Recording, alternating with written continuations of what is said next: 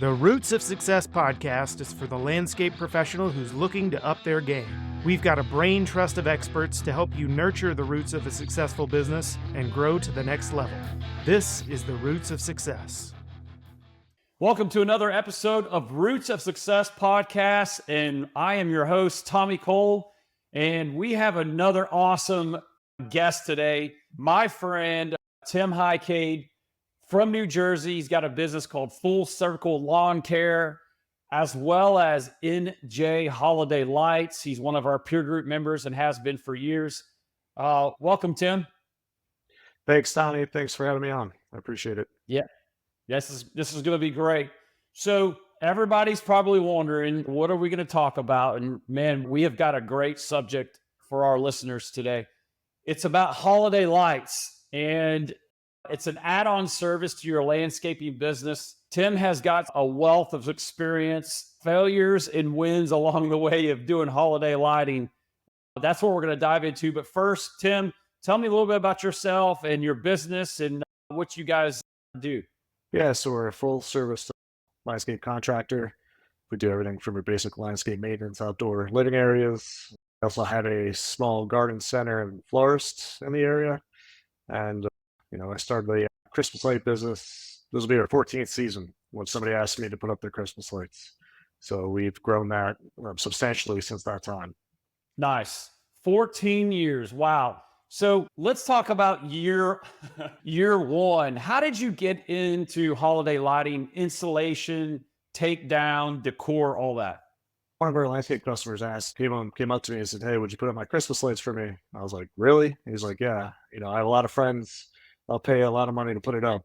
And I was like, "Sure, why not?" It's something we always enjoyed doing as a family growing up. So, I jumped on the opportunity to do his house and a couple buddies, and made some mistakes along the way, but that's how we started. Somebody asked. Yes. So you did this as a kid, right? Yeah, growing up, that was a big deal in my family growing up, decorating our house and helping our family out. And I was surprised somebody asked me to do their house. So I was like, why not? Make a few extra bucks, right? Yeah, off season, we're slowing down and we need something to do. Our bartends, wait tables in the winter, whatever I had to do to keep the company going, because it was the beginning of when I started the company. So I had to do something. Yeah, I was in the same boat as you as a kid. I always enjoyed installing holiday lights at my house. I was the person each year wanted to add on one or two more extra strands. And back in the day, we didn't have this fancy thing called LED lights, right? It was like, you had two strands to put together before you got to find an outlet. And if you put the third or fourth strand, it kind of blew up, right? And you had to find more power, and you're tripping circuits. And my dad was getting upset because he can't use the normal things in the house, and he's freaking out, and I'm blowing fuses left and right. Lo and behold, here we are. When I was in college, we did holiday lighting when I worked for a landscape company, and it was good. We got extra cash in our pocket. We had work to do during November, December, and January, and it was great. So early in your years, Tim, year one, how was that like? Give me some things that went wrong. Like I said, incandescent lights, I still have nightmares about that. Split up the power, you do it 4 strands, you got to split the power, different power sources. You don't know if the refrigerator's on one outlet on the outside, where the GFs are connected, just nightmare. Phone calls, Christmas Eve, people's lights are out. I was out with my wife on a Christmas Eve one night and all dressed up, and I had to go take care of a client on Christmas Eve. And, it was a nightmare. And she's just sitting in the car watching me in the rain, trying to fix this guy's lights. And I'm glad that's over. Yeah. Welcome LED. So here's the magic question. What kept you going? If you went through all that year one, what kept you going? It's the opportunity. I live in a affluent area. And there's I just saw the opportunity there. Just kept going. It was hard to switch over to LED because it was more expensive. We had really good margins with incandescents, but it wasn't worth the headaches. So I'd say 5-6 years into it, we switched totally to LED, and it's been a lot better. Yeah. Well, good. So, all right. So you're a few years into this, and LED kicks in after 5 or 6 years. And quite frankly, you could spend, you can put a whole bunch of lights together at the end of the day, right? And into one outlet. So it made your life easier and Yeah. you got less phone calls. What is this gearing up for the season? It's like a 6 month season for you, correct? Explain what you've told me over the last few years. Like it's 6 to 8 months long for you. Oh yeah. So our office, once the season is done in January, the office will go through everybody's quotes, get those up to date for this year. We'll have a March Madness sale to start booking clients, which also helps us front load our cash flow for the landscape season. And we're coming up to July, so we're about to start getting ready to hit Christmas in July. Yeah. We'll send out all of our clients, even clients we didn't get last year. We'll send them out their quotes and see if we could book those guys. Especially June, July, and August. That's when we're at commercial clients. This is the time you try to get your commercial clients lined up. I spoke to a lady, their business went out. They did all the hospitals in the area. She's had a conversation and she's going to introduce me to her contacts. And it's almost a year round project. It kind of goes to the side during landscape season. We'll have our 3 month rush with that. And then it goes into June, July, August. We're getting ready for Christmas. And then really kicks off in September. Yeah. The one thing, Tim, that is great is I never thought I would say these three words, but Christmas in July. I'm like, Yeah. what in the world does that mean? I remember you mentioned that years ago, and it's really stuck me pretty hard. And if you're a client of your business, that is really good because you're jumping way ahead. It's 100 degrees probably where you're at in July. It's hot. Yeah. People are on vacation, and you're reaching out to them for November work, and you're Right. starting to get the ball rolling. Contracts are in.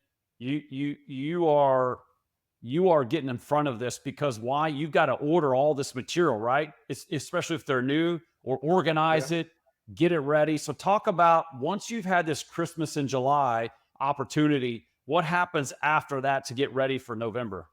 Yeah, so, we'll put a budget together for what we think we're going to make this year, budget wise, how many guys we're going to need, how many trucks we're going to need, returning clients, how many new clients we could take on. There's a short season, for new clients, you pretty much have 4 weeks to get any new clients in.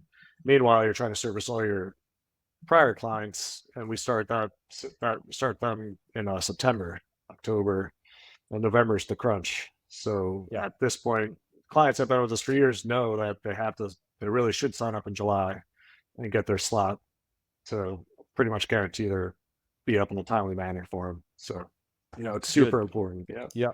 And so you're talking about budgeting, so getting the budget set, getting the crews ready, a huge planning session for multiple months to figure out the routes of where the opportunities are, where you're going to go service the clients.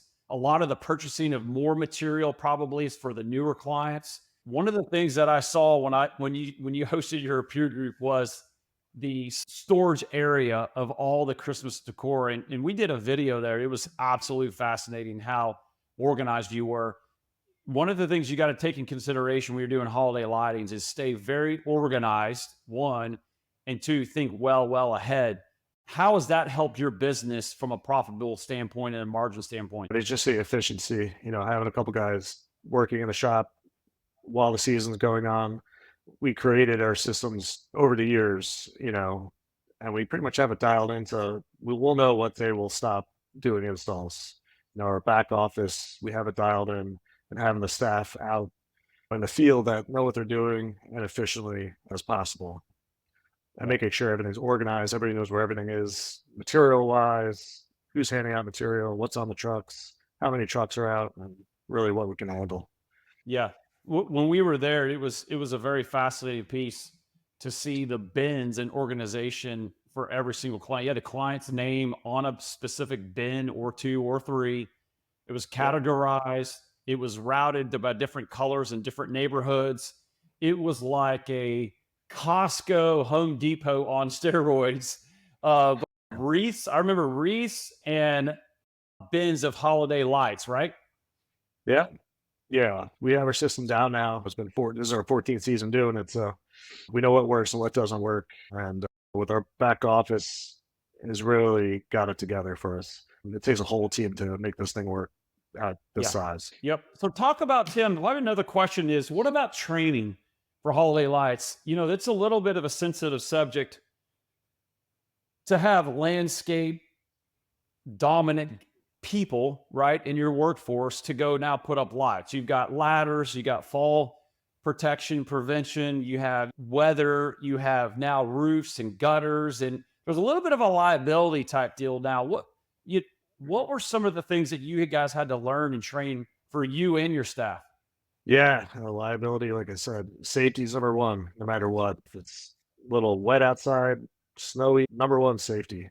Number one. I don't care what's going on, how far behind we are, or whatever. If the weather's not good, we're not going. Because the last thing you need is somebody to fall and get hurt.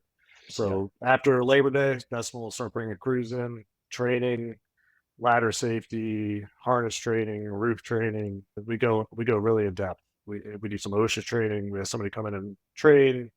You come in for a day, fall protection. You really have to really be careful because one little slip, somebody could take another Yeah. life. So we take it very seriously.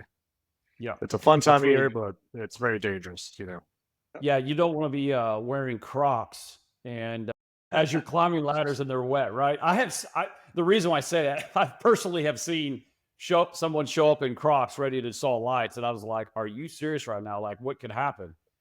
So Yeah. I think about that image all the time. All kidding aside, that's pretty scary because then now you're on someone's property, Right. and it creates a whole nother set of issues.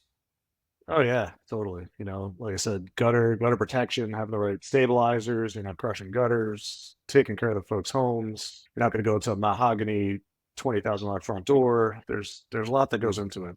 Yeah. So let's talk about what another topic here is. You've got the landscape business, but this holiday lights fills in a gap. And that gap is this what we always coach to all the time is taking the seasonality of your landscape company out and make it a year-round landscape company. Parts of the country are less likely to do that, but what are you doing in the slower months besides just kind of closing up shop and draining your bank account to keep people on board? You have been able to run this successfully for 14 years. Maybe the first few years are a little rough. So we'll give you some 11 to 12 years, right, of good Yeah. profitable things. That has helped your team stay there year round. And tell me the impact of having a year round staff. It's huge. Having the stack February will slow down. It's almost a guarantee that for 4 weeks we'll take off until the season picks back up. But we tell the folks, you're working with us the Christmas season, you're making all those extra hours to cover your winter hours until we start back up. But having the seasonality of landscape, and then we have Christmas, and then we have the folks that come back just for Christmas time, we can almost rely on those folks coming back every year to hit that season. It's pretty much almost a 3-month season where it's a lot of work when other landscape companies are slowing down. We're getting a lot of those guys back to just handle Christmas. Yeah. Unfortunately, we staff up more at the end of the year than we do the regular season, landscape season. So we can't keep everybody. So it's they make more money, they get more hours, and they have money for winter time. So if someone's trying to get into this holiday lighting business, what's some advice that you would give someone out there? Reach out to your client base. Just you got to start somewhere. I talked to a lot of guys, and I try to talk them into you just got to start somewhere. Reach out. There's some other trainings out there online. Everything's on YouTube. You just got to do it. Just go out there. You have a client base already, and I'm sure you can pick up 5, 10 customers and just dabble. That's all you have to do. Just start. You just got to start somewhere. I would agree with you. Start with the low hanging fruit, right? So if you've got a maintenance company that's got 50 maintenance clients and you're doing the weekly maintenance services, mow and blow and all the fur treatments, start with those 50 existing clients and Yeah. pick 5 or 10 of your best clients and offer an opportunity. My suggestion would be to start with those 5 or 10 and go, hey, we're starting this add-on service. I'm kind of a little new at this. We're going to do our best. We're going to provide you a great product. We're going to give you an estimate. We're going to produce the quote. We're going to install your lights. We're going to take them down. We're going to bring them back to our shop or leave them there on site, neatly organized in bins, and come back the following year and repeat. Are you willing to do this? And most of them would probably say yes. So by the time you get, let's say you get 5 or 10 clients of the 50 on your first year, that's a win, right, Tim? Oh yeah, it's a big win. Like I said, you got to start somewhere and it'll snowball. I actually hired a consultant. I had to be 9 years ago now. He had a big company in Arkansas. So he had a Christmas light business. He was consulting in the off season. And I hired him one year to come up for a weekend. When he gave me the game plan, what to do, and I was like, if you follow the plan, it's just going to keep snowballing. And it really does. Like you said, we have the client base, and it's just educating the customers of what we do, and it's a fun time of year, and the clients love it, and it's a win-win for everybody. Yeah. More and more now, more so now than when I was a kid. When I was a kid, a lot of our friends and family and everyone in the neighborhoods, we did our own lights for Yeah, years. Like it's just part of the deal. But you can see, Tim, and I can see it in my own eyes, that people aren't less likely to just jump on ladders and do all this themselves. They're spending more time doing other things with friends and family. So this is a huge opportunity in your market, wherever you are. Don't compare yourself to anybody else that's already been doing it for 14 years, Tim. yeah. Just get started with the low hanging fruit and jump on it and go with it. Because I'm here to tell you right now, people are looking at this type of service that homeowners are going to pay for. So it's no different than, Yeah. the trades industry. It's no different than trash bin cleaning service that's out there now, right? Yeah. People are not willing to go on the ladders, do this hard work, risk an injury, repeat the process every year. So people like Tim and his entire team can service these clients that, quite frankly, don't have time to do that. I'm one of those guys too. I have two little kids. I don't have time to do anything. I'm like, I'm one of you guys Yes. out there. I don't Yeah. have time to do it. I need somebody to do it for me. A lot of times the wives will call me like, I don't want my husband going on the roof. So can you guys just do the roof line? And for a young family, they want to still be involved a bit. So they'll do all the ground stuff. But then it usually turns to us just doing everything anyway. So, you know, Yeah. I'm one of those guys too. I don't have time You're for one of anything. those. You're one of those to hire it out, which is great. Yeah. Tim, anything else in your 14 years experience of holiday lighting that you would throw onto our listeners? Just keep it simple. I sell we sell basic Christmas lights, garland, and wreaths. That's it. With red bows. That's all folks really want. A classic Christmas. All the other fancy stuff we dabbled in, and we haven't had much success with it. But people like classic Christmas, and I think just keep it simple. You know, You hit something really interesting. Classic Christmas.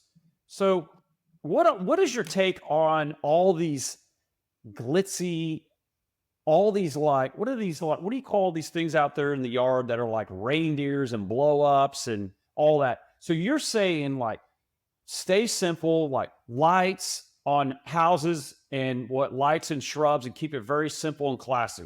That way, that's it. so you're kind of like the Chick-fil-A model of landscape lighting. Exactly. It's keep it simple. Mini lights, roof lighting, wreaths, garland, and just keep it simple. Blow ups and all the other stuff. It takes up a lot of space. They break. If people want to add it on, we'll throw it on an extension cord for them. But besides that, we keep it super simple. It's easier for the guys. They know what they're using. It's all the same material, and it's easier all around for us. And it's the look most of the clients want. Yeah, I did notice that in your shop. You have artificial garland wreaths. They're all, different sizes, but it's basically the same wreath that you guys Yeah. generate. So, in other words, you can bulk order those wreaths in a 48 inch, 36 inch, 24 inch and keep them in stock and have those available when the client is ready to upsell because it's the simple wreath. You know where to get it, you know the cost, you know to put it up versus having 50 clients with 50 types of different wreaths. Whew, I'm already getting a headache thinking about that. Yeah, that's it. And it's easier for the guys. You saw our racks. They just pull them as we need them. It's a 48 to 60, 30-inch wreath, and the garland's all the same garland. So quantities, the guy prepping everything, loading everything into the trucks, it's all the same material. So it just makes it a lot easier for everybody. And like Got it. we love Christmas. It's all the same materials. Any crew can hop on any other crew that needs to help out. You're not dealing with landscape projects where it's all different materials and strategizing, and we love Christmas. It's all the same. We love Christmas. I bet you do. You love Christmas with the the cash it brings in, and the work for your team. So Tim, I'm going to go through some Tommy's takeaways and add in if there's anything that I'm missing, because this is really good stuff. So a few takeaways that I got was, one, if you're getting started in Christmas lights, or you're about to get started, or you've started for a couple of years, existing clients is where to start. That you already are doing some sort of service at that property, get them on board with some sort of holiday lighting. Two, it's winter work for your team. So between November and December and January, tons of opportunity for them to make extra money, keep them on the payroll. Three, I love this idea. Just keep it simple. Classic Christmas, Chick-fil-A type service. We offer chicken and different varieties of chicken, and that's it. Very hard margin work, very profitable. I love your takeaway on training, and safety is the number one thing, because that stuff can be dangerous, way more dangerous, I would think, than landscape. And one of the things I took away was plan ahead. I love the March Madness idea. I love the Christmas in July idea, but you got to plan ahead for material, deliveries, training. It's not like you show up on November 1st and you just roll up the truck and get lights out the door. Anything I'm missing there, Tim? I think that pretty much covers it all. Just keep it simple and start. That's it. You got to start. I talk to a lot of guys that are hesitant. You just got to start with one and take it from there. I start with some of your best clients, because Bubby, your best clients will be a little more forgiving for the hiccups along the way, right? That's where I would start. Yeah, and they know you. They know your service. You just got to start. Well, good stuff, Tim. Well, thank you so much. It's been a pleasure. It is Christmas in July, according to Tim Hikade. I will. That's the famous quote at the end of the day. I enjoyed it, Tim. Next time I need to probably wear my Santa Claus hat or something like that with some lights around my neck next time. But thanks, Tim. We really enjoyed it. Thank you for taking the time out in your busy schedule. Yeah, no problem. Thanks for having me on. I appreciate it. Ready to take the next step? Download our free profitability scorecard to quickly create your own baseline financial assessment and uncover the fastest ways to improve your business. Just go to mcfarlandstanford.com/scorecard to get yours today. To learn more about McFarland Stanford, our best-in-class peer groups, and other services, go to our website at mcfarlandstanford.com, and don't forget to follow us on LinkedIn, Facebook, and Instagram. See you next time on The Roots of Success.